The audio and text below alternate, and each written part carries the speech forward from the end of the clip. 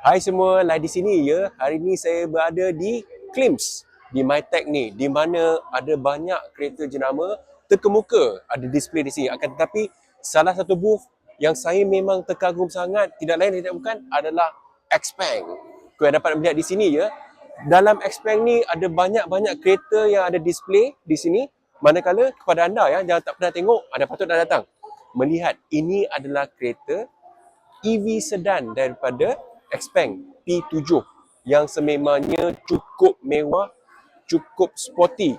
Tak tahulah sebab yang ni displaynya adalah daripada China, so ia adalah left hand drive. Tapi kita nantikanlah sama ada kereta ni akan datang ke Malaysia atau tidak. Dan seterusnya kita tengok ya, ini adalah kereta G6 di mana kepada anda dah melihat di mana pun ada berita-berita CKD di Melaka di mana productionnya akan start. Kita nunggu bila kereta G6 ni akan launching di Malaysia tidak lama lagi. Dan ini adalah kereta Xpeng di mana baru je launching X9 2026. Kereta ni sememangnya memang cukup mewah.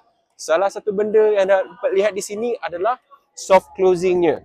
Okey, ini adalah benda yang kita tengokkan. Dapat melihat sini ya. Di mana fungsi soft closing. Walah, ini adalah salah satu feature yang cukup mewah yang ada pada kereta Continental. Anda dapat memilikinya dalam 300,000. Dan di belakang ni, kita dapat melihat ya, ini adalah robot daripada Xpeng di mana memang cukup menarik. Dapat melihat di sini pada launching X9 tu di mana production untuk ni tidak lama lagi ya, mungkin dalam setahun, 2 tahun, realitinya akan berlaku di mana kita akan mendapat robotik untuk membantu kehidupan harian kita. Dan di sini salah satu featurenya, ini tak tahulah, ini adalah helikopter. Alright, yang memang cukup best.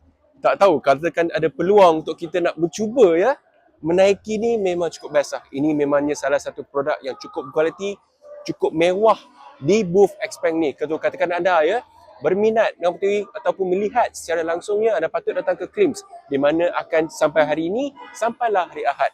Itu saja dan saya akan teruskan untuk melihat kereta-kereta zaman lain. Thank you. Bye.